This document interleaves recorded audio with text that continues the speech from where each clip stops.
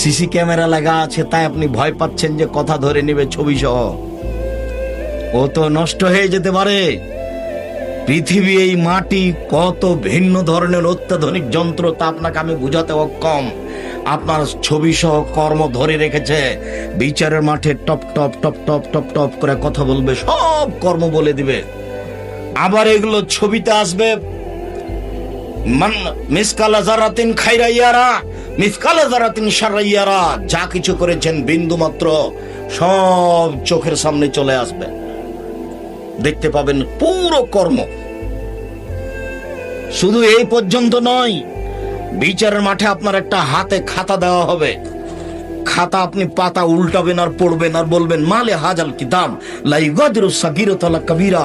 কি আশ্চর্য ধরনের বই, জীবনে ছোট বড় যা করেছি সব লেখা আছে।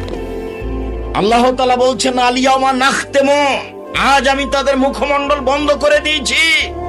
হাত কথা বলবে, মুখে কথা চলবে না।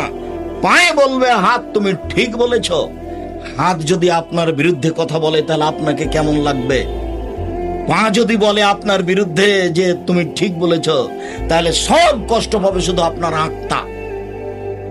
হাত আপনারই অঙ্গ, কিন্তু আপনার বিরুদ্ধে বলবে, এ কথা আল্লাহ বলছে। আল্লাহ তাআলা বলছেন ইয়াউমাইজিন তুহাদ্দিসু আখবার, যেখানে যা কিছু করেছেন সব কথা এবং ছবি ধরে রেখেছে মাটি।